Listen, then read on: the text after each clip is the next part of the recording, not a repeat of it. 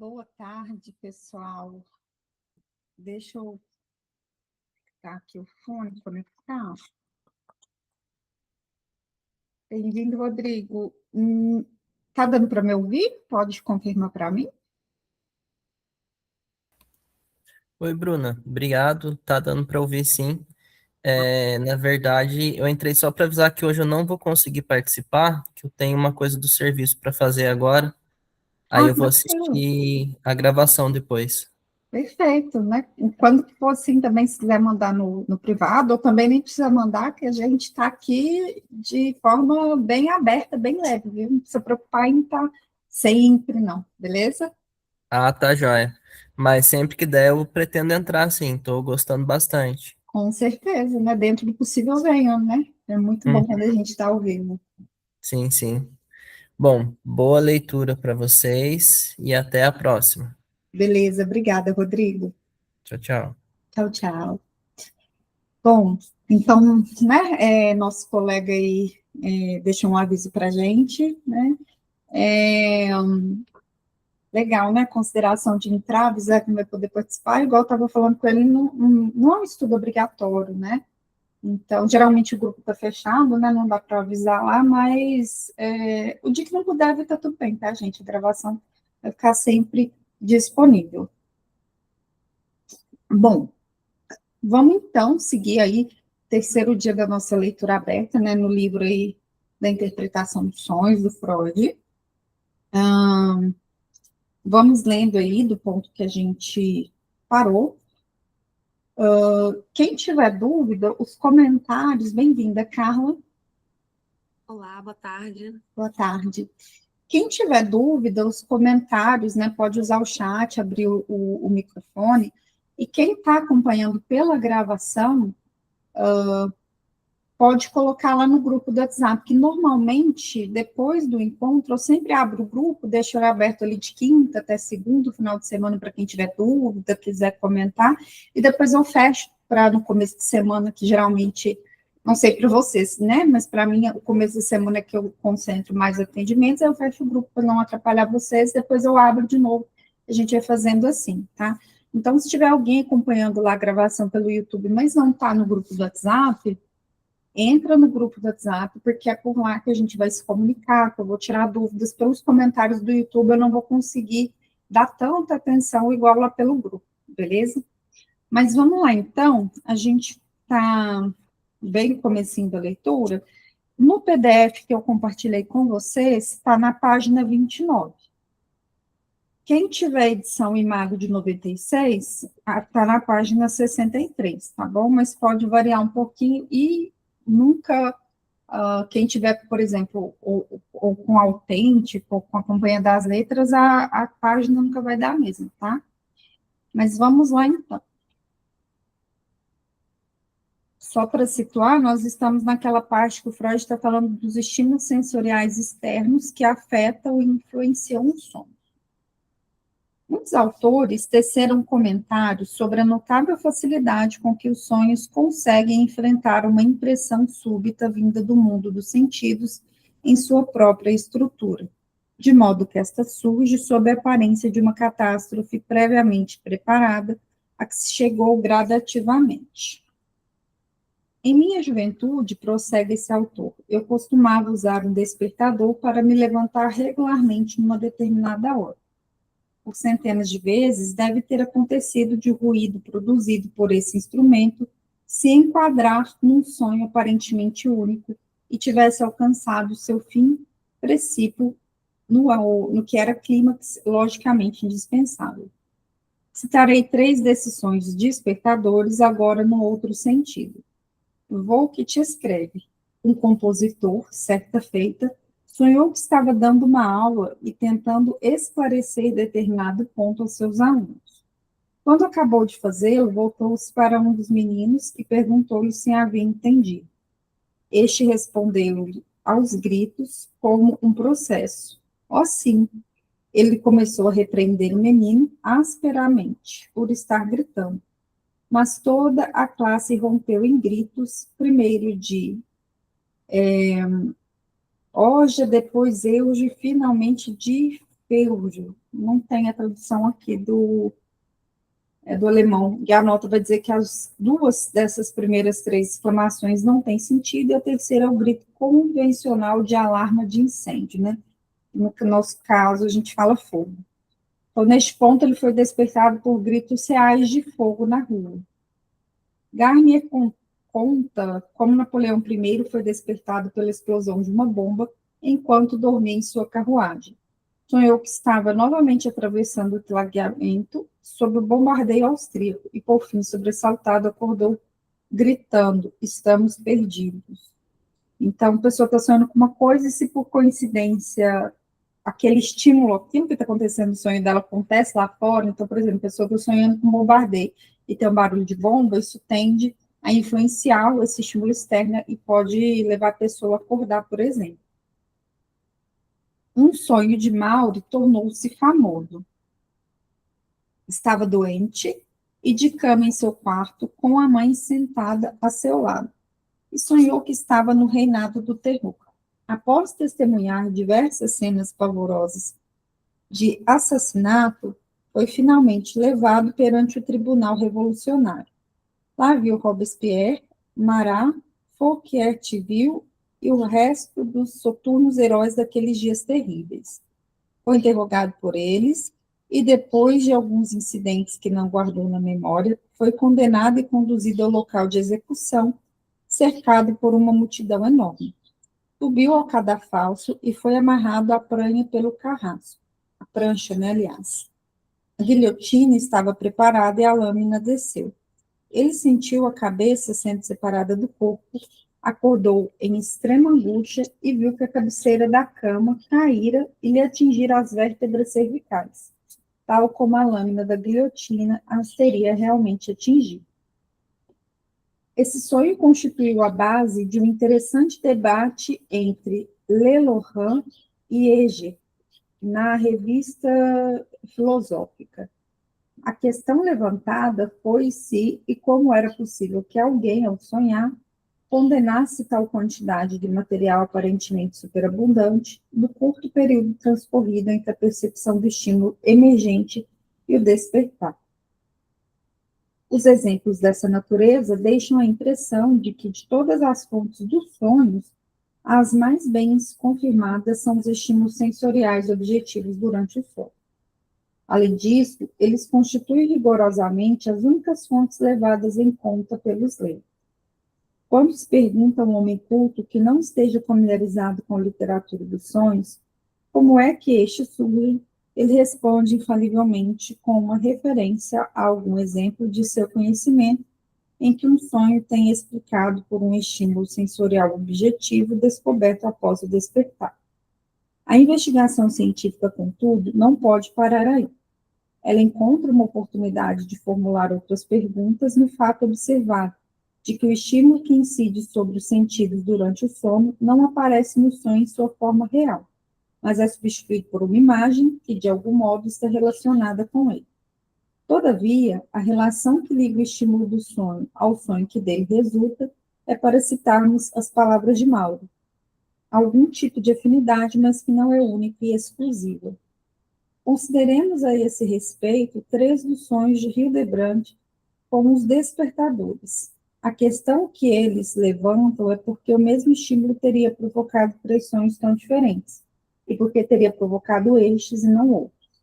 Sonhei, então, que numa manhã de primavera, eu estava passeando, caminhando pelos campos verdejantes, quando cheguei a uma aldeia vizinha, onde vi os aldeões, em seus melhores trajes, com livros de hinos debaixo do braço, afluindo para a igreja em bancos. Claro, era domingo e o serviço religioso matutino logo estaria começando. Resolvi participar dele, mas primeiro, como estava sentindo calor por causa da caminhada, fui até o cemitério que circundava a igreja para me refrescar. Enquanto li algumas das inscrições das lápides, ouvi o sineiro subindo para a torre da igreja, e no alto da mesma vi então o sino do vilarejo, que logo daria sinal para o começo das preces. Por um bom tempo, lá ficou imóvel e depois começou a balançar e, de repente, seu repicar passou a soar de maneira nítida e penetrante, tão nítida e penetrante que pôs termo a meu sonho. mas o que estava tocando era o meu despertador. Eis aqui outro exemplo. Fazia um dia claro de inverno,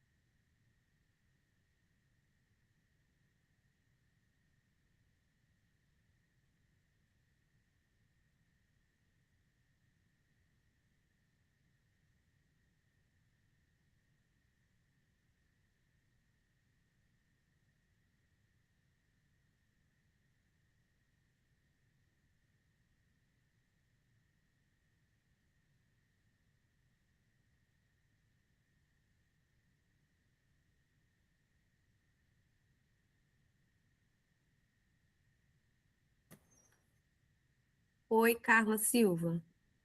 Eu acho que caiu a conexão da Maria Bruna. Você me ouve?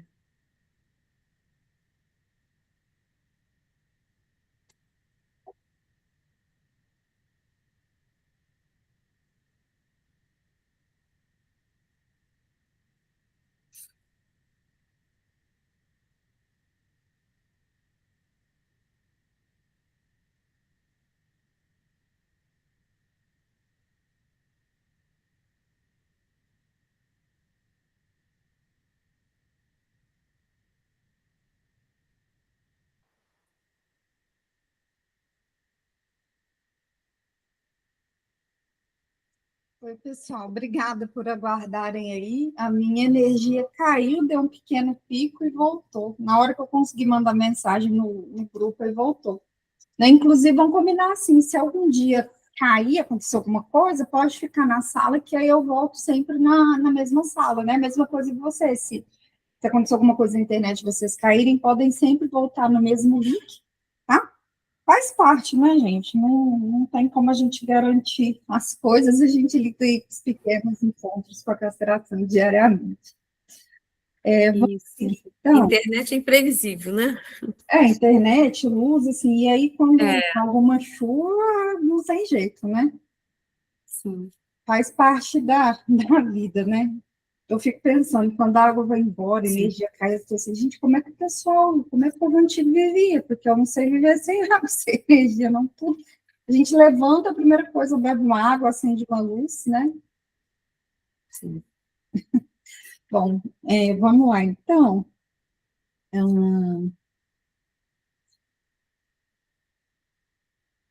A gente estava falando dos sonhos do Hildebrand, né, dos despertadores, né, questão por que o despertador teria provocado sonhos, né, 3 sonhos diferentes e não outros. E aí ele começa a falar do sonho, que ele foi caminhando, né, chegou no lugar, ele estava com muito calor e foi para o cemitério, né.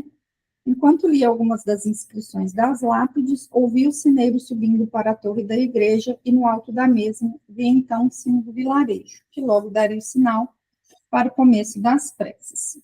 Por um bom tempo lá ficou imóvel e depois começou a balançar, e de repente seu repicar passou a soar de maneira nítida e penetrante, tão nítido e penetrante que pôs termo a meu sono. Mas o que estava tocando era meu despertador. Eis aqui outro exemplo. Fazia um dia claro de inverno e as ruas estavam cobertas por uma espessa camada de neve.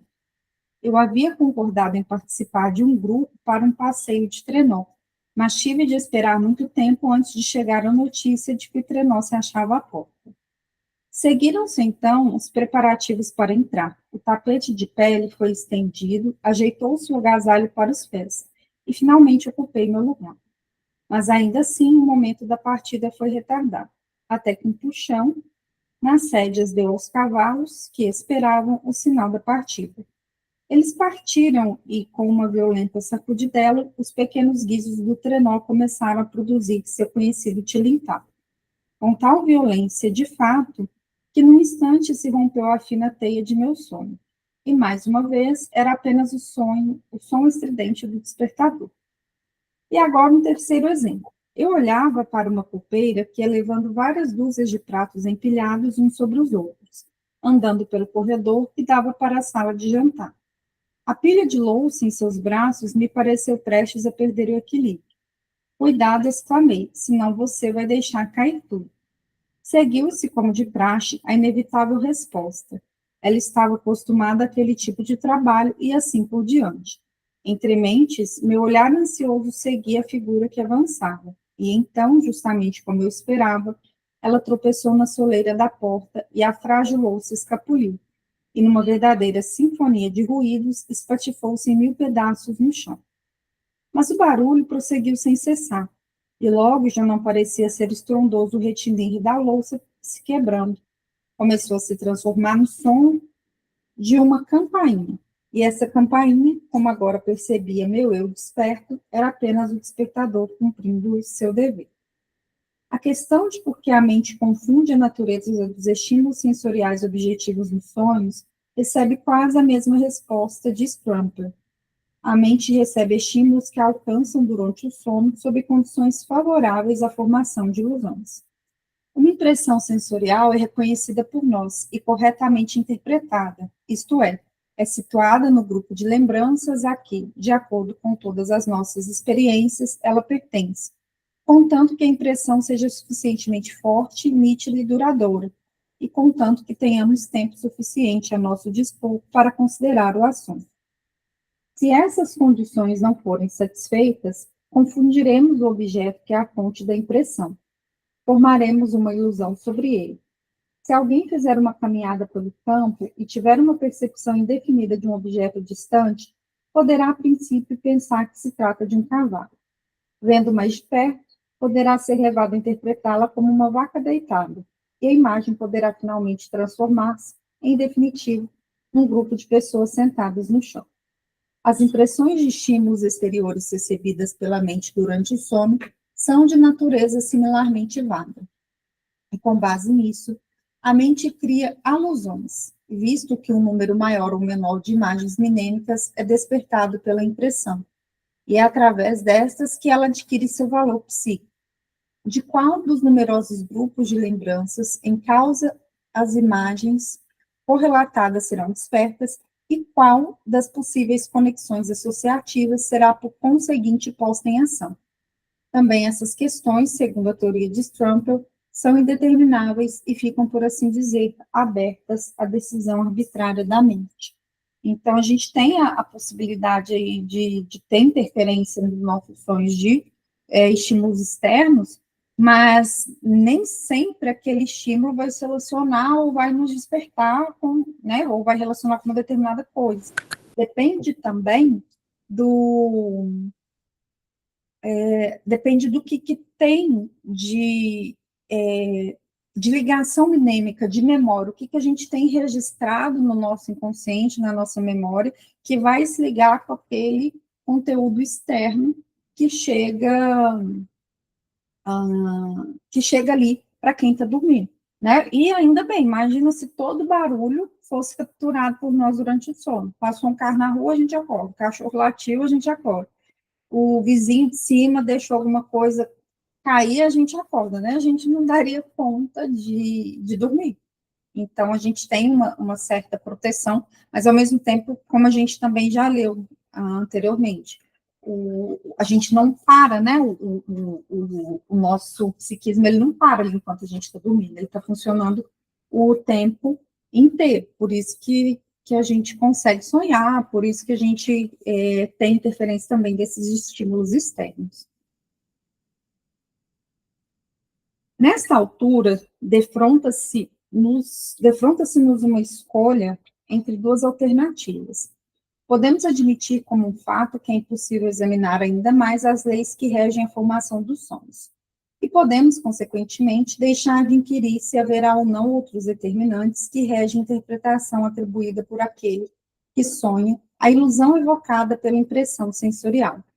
Ou, por outro lado, podemos suspeitar de que o estímulo sensorial que atinge o sujeito adormecido desempenha apenas um modesto papel na geração de seu sono, que outros fatores determinam a escolha das imagens minímicas que neles serão despertadas.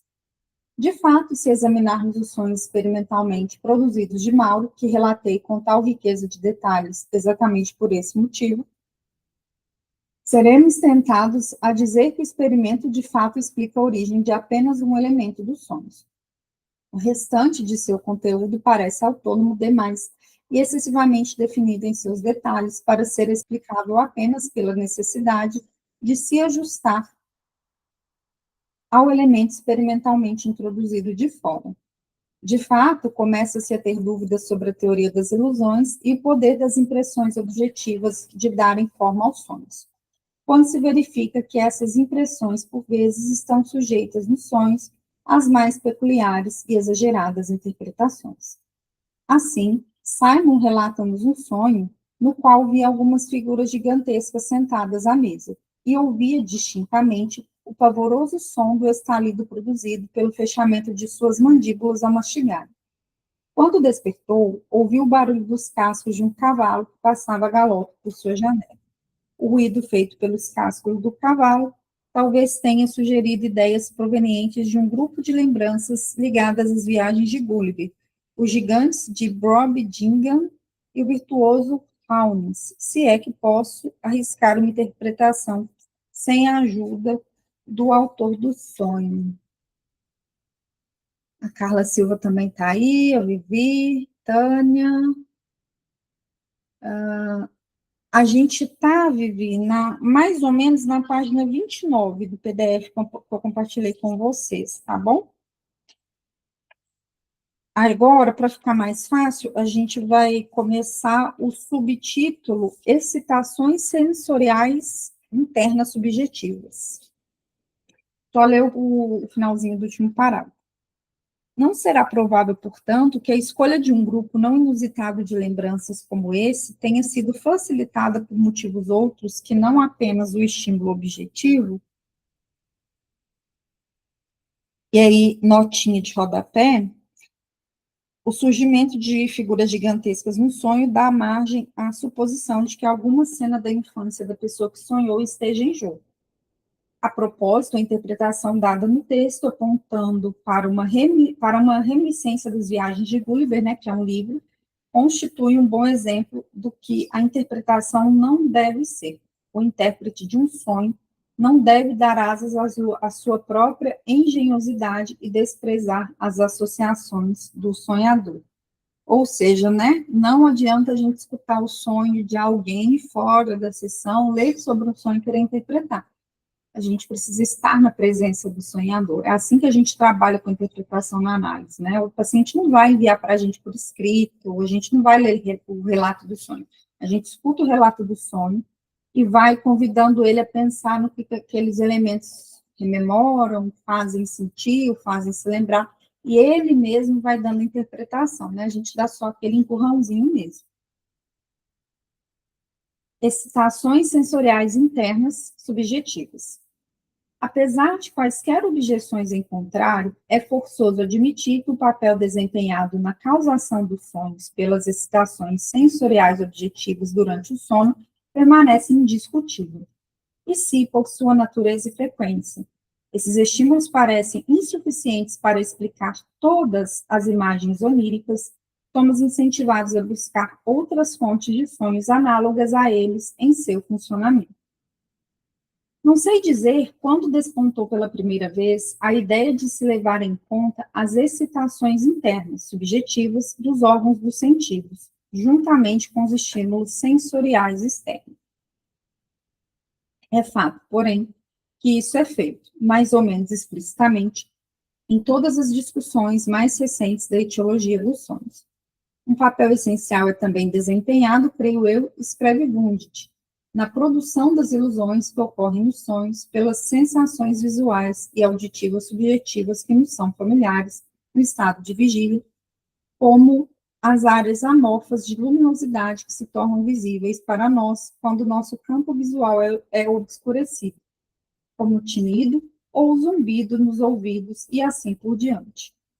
Especialmente importante entre elas são as excitações subjetivas da retina. É dessa forma que se deve explicar a notável tendência dos sonhos a fazerem surgir diante dos olhos objetos semelhantes ou idênticos em grande número. Vemos diante de nós inúmeros pássaros, borboletas, peixes, pontas coloridas, flores, etc. Aqui, a poeira luminosa no campo obscurecido da visão assume uma forma fantástica. Os numerosos pontos de que ela se compõe são incorporados ao sonho como um número equivalente de imagens separadas. E estas, em vista de sua mobilidade, são consideradas como objetivos móveis. Isso também constitui, sem dúvida, a base da grande predileção demonstrada pelos sonhos por toda sorte de figuras de animais, pois a imensa variedade de tais formas pode se ajustar facilmente à forma específica assumida pelas imagens luminosas subjetivas. Como fontes de imagens oníricas, as excitações sensoriais subjetivas possuem a vantagem óbvia de não dependerem, como as objetivas, de circunstâncias fortuitas externas. Estão à mão, como se poderia dizer, sempre que delas se necessita como explicação. Mas estão em desvantagem comparadas aos estímulos sensoriais objetivos, no sentido de que seu papel na instigação de um sonho é pouco ou nada acessível à confirmação e à experimentação. A principal prova em favor do poder da instigação de sonhos das excitações sensoriais subjetivas é fornecida pelo que se conhece como alucinações hipnagógicas, ou, para empregar a expressão de Johannes Miller, fenômenos visuais imaginativos. Estes consistem em imagens com frequência muito nítidas e rapidamente mutáveis, que tendem a surgir de forma bastante habitual em algumas pessoas durante o período do adormecimento, e também podem persistir por algum tempo depois dos olhos se abrirem.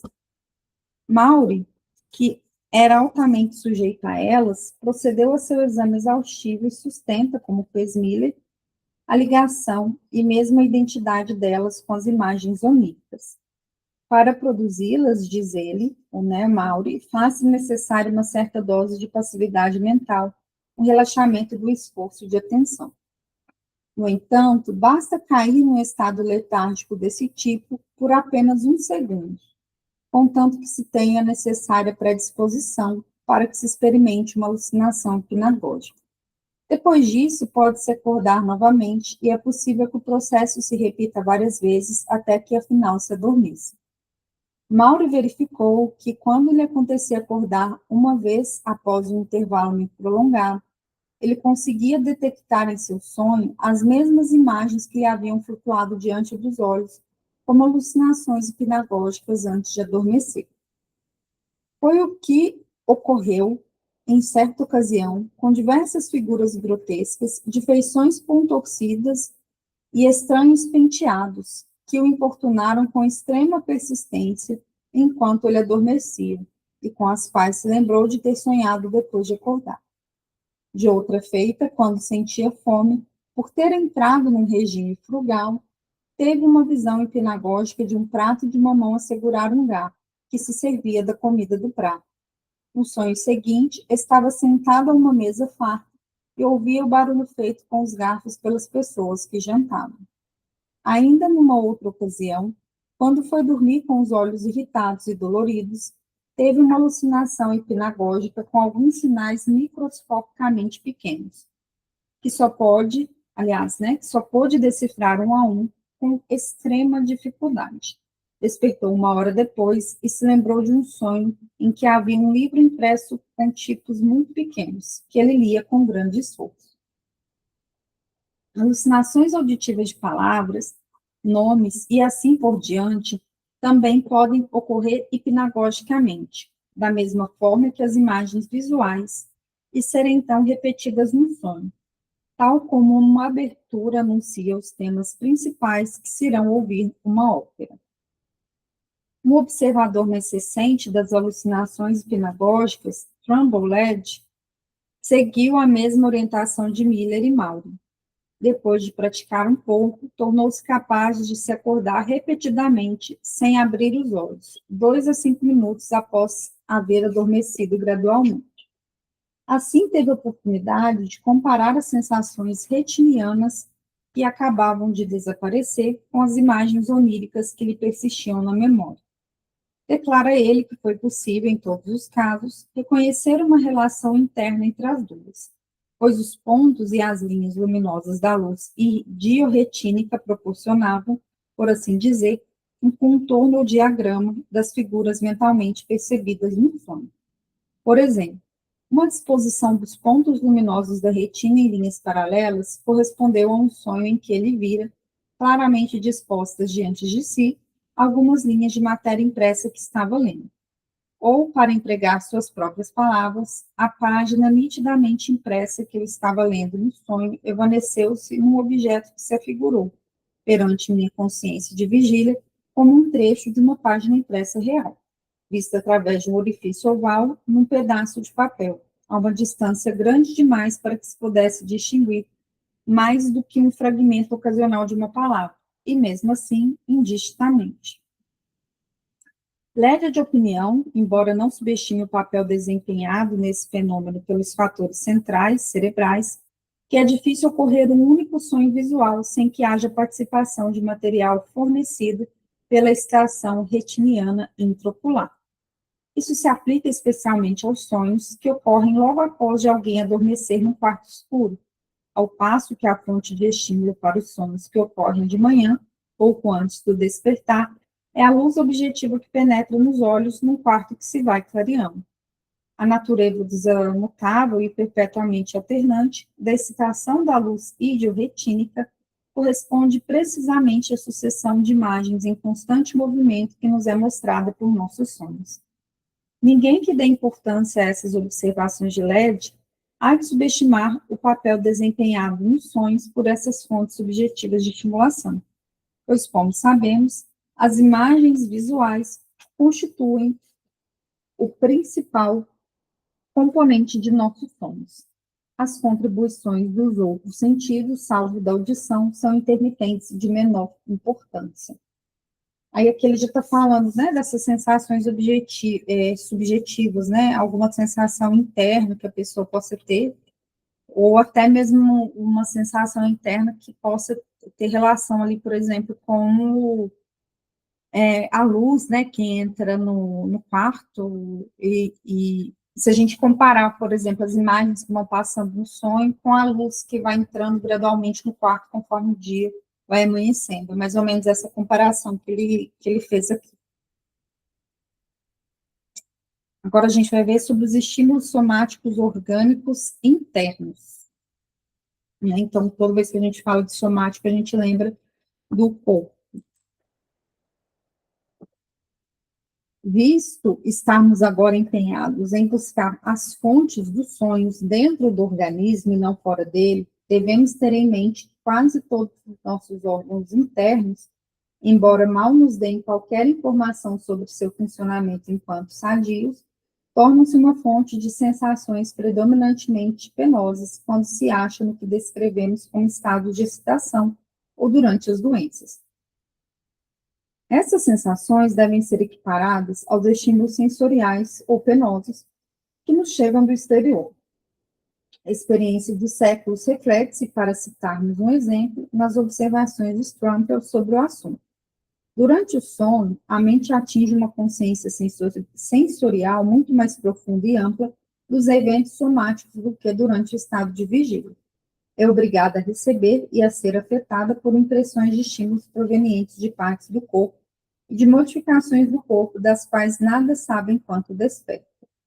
Um escritor tão remoto quanto Aristóteles já considerava perfeitamente possível que os primórdios de uma doença se pudessem fazer sentir nos sonhos, antes que se pudesse observar qualquer aspecto dela na vida de vigília, graças ao efeito amplificador produzido nas impressões pelos sonhos. Também os autores médicos, que certamente estavam longe de acreditar no poder profético dos sonhos, não contestaram seu significado como pressagiadores de doenças, e muitos outros autores mais antigos.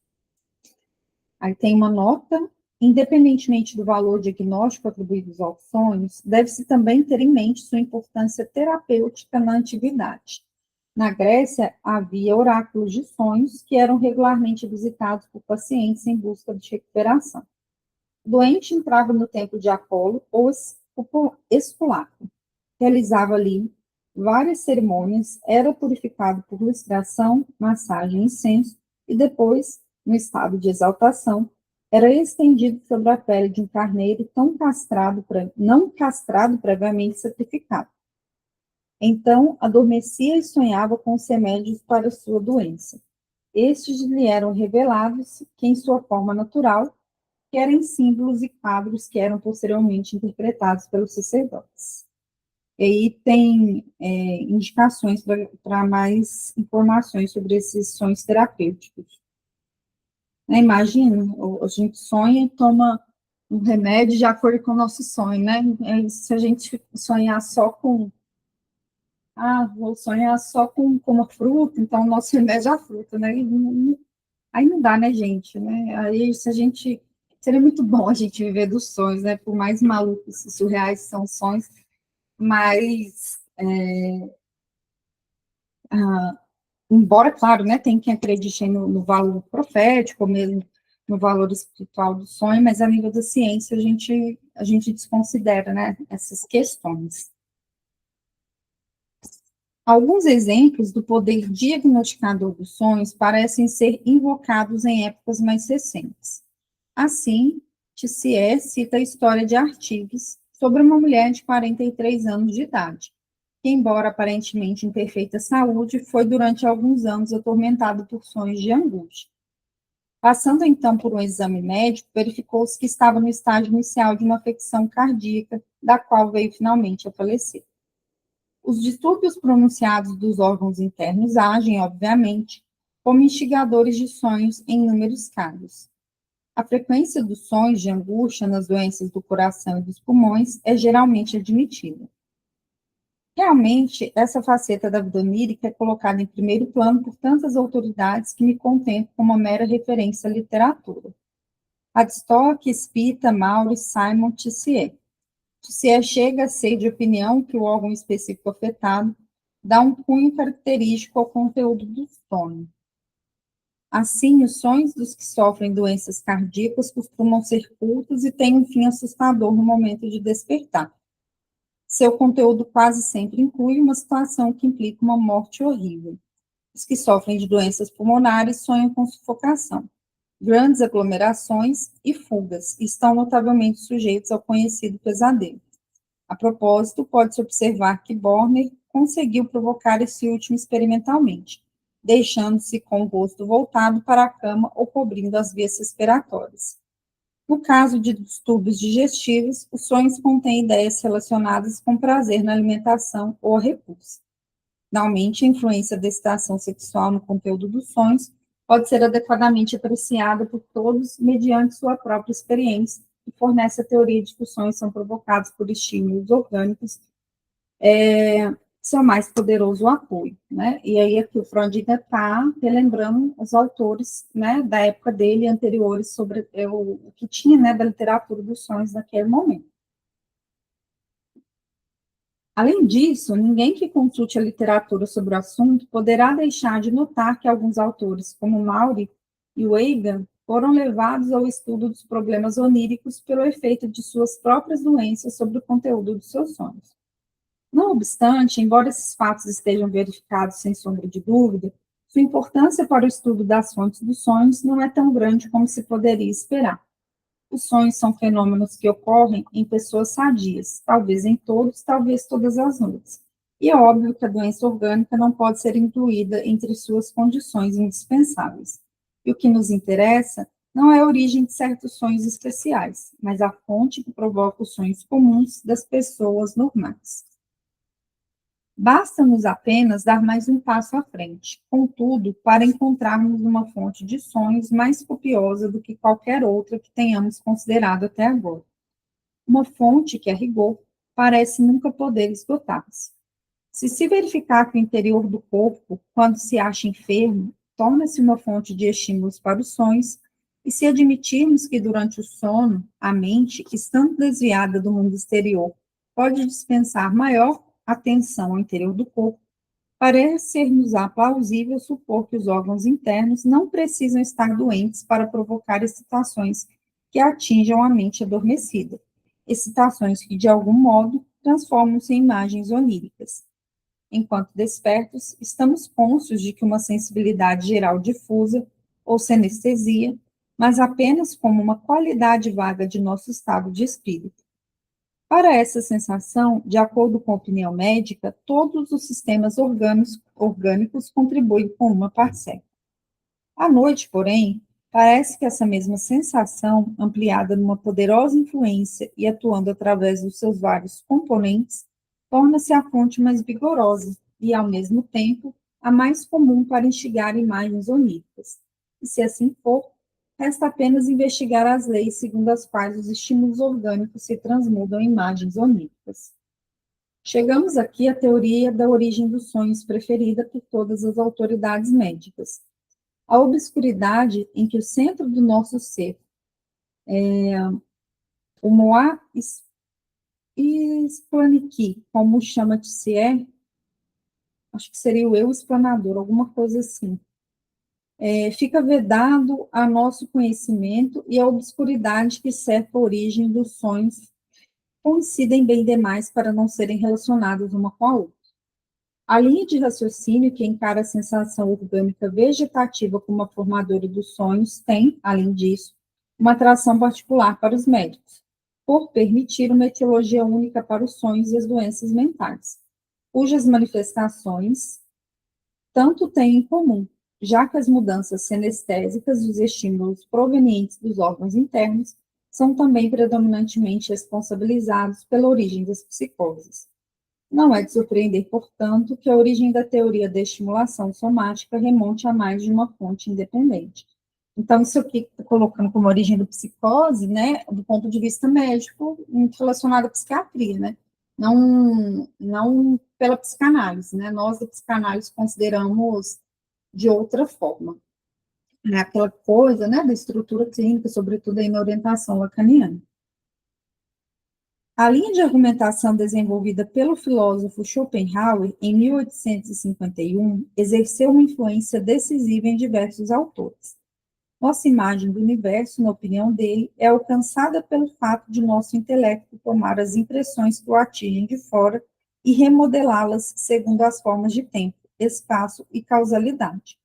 Durante o dia, os estímulos vindos do exterior do organismo do sistema nervoso simpático exercem no máximo um efeito inconsciente sobre o nosso estado de espírito. Mas à noite, quando já não somos ensurdecidos pelas impressões do dia, as que provêm de dentro são capazes de atrair a atenção. Do mesmo modo que, à noite, podemos ouvir o murmúrio de um regato que é abafado pelos ruídos diurnos. Mas como pode o intelecto reagir a esses estímulos, se não exercendo sobre eles sua própria função específica?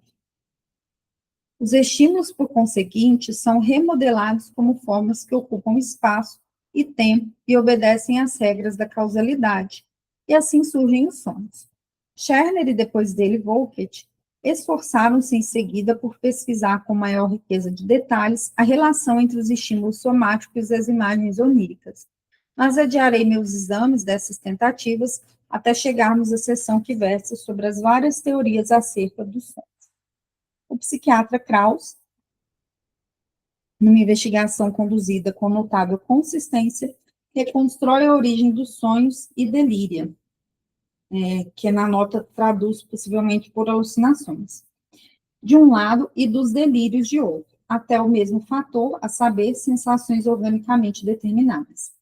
É quase impossível pensar em qualquer parte do organismo que não possa ser o ponto de partida de um sonho ou de um delírio. As sensações organicamente determinadas podem ser divididas em duas classes: as que constituem a disposição de ânimo geral, sinestesia, e as sensações específicas imanentes nos principais sistemas do organismo vegetativo. Dentre essas últimas, devem-se distinguir 5 grupos: sensações musculares, respiratórias, gástricas, sexuais e periféricas. Krauss supõe que o processo pelo qual as imagens oníricas surgem com base nos estímulos somáticos é o seguinte: a sensação despertada com base nos estímulos somáticos, aliás, peraí que eu estou lendo errado. A sensação despertada evoca uma imagem cognata, de conformidade com alguma lei de associação. Combina-se com a imagem numa estrutura orgânica, a qual, no entanto, a consciência reage normalmente, pois não presta nenhuma atenção à sensação e dirige toda ela para as imagens concomitantes, o que explica por que os verdadeiros fatos foram mal interpretados por tanto tempo. Krauss tem um tempo especial para descrever esse processo, a transubstanciação das sensações em imagens oníricas. A influência dos estímulos somáticos orgânicos sobre a formação dos sonhos é quase universalmente aceita hoje em dia, mas a questão das leis que regem, aliás, a relação entre eles é respondida das mais diversas maneiras, e muitas vezes por afirmações obscuras. Com base na teoria da estimulação somática, a interpretação dos sonhos defronta-se assim com o problema especial de atribuir o conteúdo de um sonho aos estímulos orgânicos que o causaram. E quando as normas de interpretação formuladas por Schermer não são aceitas, muitas vezes nos vemos diante do fato desconcertante de que a única coisa que revela a existência do estímulo orgânico é precisamente o conteúdo do próprio sonho. Há uma razoável dose de concordância, contudo, quanto à interpretação de várias formas de sonhos que são descritos como típicos, por ocorrerem num grande número de pessoas e com conteúdo muito semelhante. Aqui, uma coisa que eu lembro, por exemplo, quando a gente sonha que está fazendo xixi, a gente acorda fazendo xixi na cama, né? Que isso acontece mais com criança, mas pode acontecer com adultos também, né? Não é incomum. Então, e tem tipos de sonhos, ou sonhando que está com falta de ar, né? Então, existem sonhos que, de fato, ocorrem para muitas pessoas. Mas o que cada um vai interpretar de cada um desses sonhos, ainda assim, é único, não tem uma interpretação geral. São eles os conhecidos sonhos de cair de grandes alturas, de dentes que caem, de voar, e do embaraço de estar despido ou insuficientemente vestido, né? Sonhar que está pelado também é bem comum. Este último sonho é atribuído simplesmente ao fato de a pessoa adormecida perceber que atirou longe os lençóis e está exposta ao ar. O sonho com a queda dos dentes é atribuído a um estímulo dental, embora isso não implique necessariamente que a excitação dos dentes é patológica. De acordo com Strampel, sonhar que se está voando é a imagem que a mente considera apropriada como interpretação do estímulo produzido pela elevação e pelo abaixamento dos lóbulos pulmonares nas ocasiões em que as sensações cutâneas no tórax deixam de ser conscientes. É esta última circunstância que leva a sensação ligada à ideia de flutuar. Disse que o sonho com as quedas de grandes alturas se deve a um braço que passa a pender do corpo ou a um joelho flexionado que se estende de súbito, no momento em que a sensação de pressão cutânea começa a não ser mais consciente. Os movimentos em questão fazem com que as sensações táteis voltem a se tornar conscientes, e a transição para a consciência é psiquicamente representada pelo sonho de estar caindo. O evidente ponto fraco dessas tentativas de explicação, por mais plausíveis que sejam, está no fato de que, sem quaisquer outras provas, elas podem produzir hipóteses bem-sucedidas de que este ou aquele grupo de sensações orgânicas entra ou desaparece da percepção mental, até se obter uma configuração que proporciona uma explicação do sonho. Mais adiante, terei a oportunidade de voltar à questão dos sonhos típicos e de sua origem. Simon tentou deduzir algumas das normas que regem a forma pela qual os estímulos orgânicos determinam sonhos resultantes, comparando uma série de sonhos semelhantes. Afirma ele que quando um aparelho orgânico, que normalmente desempenha um papel na expressão de uma emoção elevada, por alguma causa estranha durante o sono, ao estado de excitação que geralmente se produz pela emoção, surge então um sonho que contém imagens adequadas à emoção em causa. Outra regra estipula que, se um órgão estiver em estado de atividade, excitação ou perturbação durante o sono, produzirá imagens relacionadas com o desempenho da função executada pelo órgão em questão. Morley-Vold dispôs-se a provar experimentalmente, num setor específico, o efeito sobre a produção dos sonhos que é sustentado pela teoria da estimulação somática. Seus experimentos consistiram em alterar a posição dos membros de uma pessoa adormecida e comparar os sonhos resultantes com as alterações efetuadas. Eis como enuncia seus resultados. A posição de um membro no sonho corresponde aproximadamente à sua posição na realidade. Assim, sonhamos com um membro numa posição estática quando ele se acha efetivamente imóvel. Ao sonharmos com um membro em movimento, uma das posições experimentadas no processo de concluir o movimento corresponde, invariavelmente, à posição real do membro. A posição do próprio membro do sonhador pode ser atribuída no sonho a alguma outra pessoa. Pode-se ter um sonho de que o movimento em questão está sendo impedido. O membro que se encontra na posição em questão pode aparecer no sonho como um animal ou um monstro, em cujo caso se estabelece uma certa analogia entre eles. A posição de um membro pode dar margem, no sonho, a pensamentos que têm alguma relação com o membro. Dessa forma, em se tratando dos dedos, sonhamos com mundos.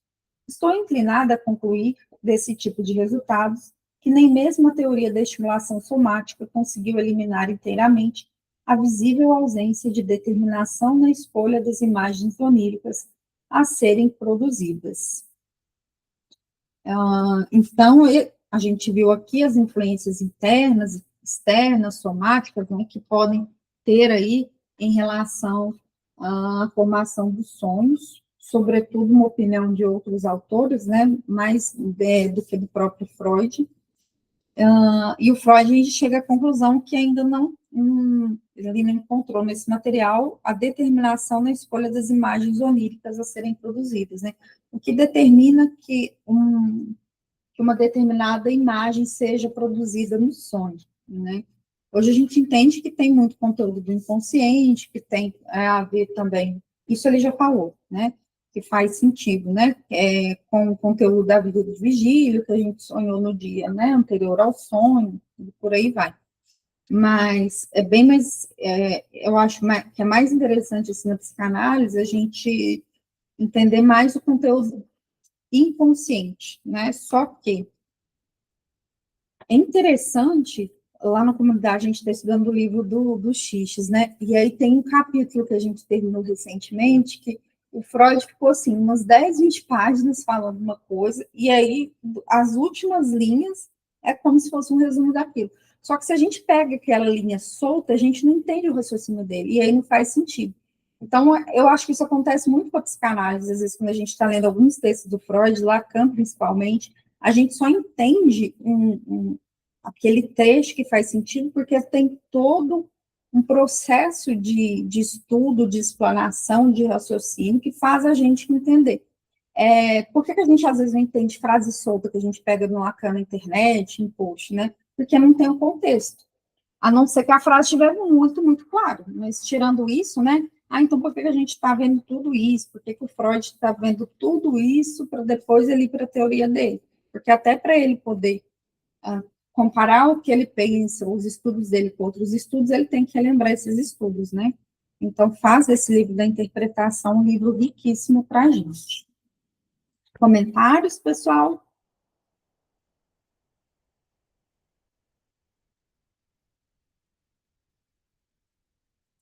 Beleza, então? Então, a gente fica aqui e voltamos quinta-feira que vem, como de costume. Obrigada pela companhia aí nesse estudo, e a gente vai se falando, vou abrir o grupo para vocês. Tchau, tchau.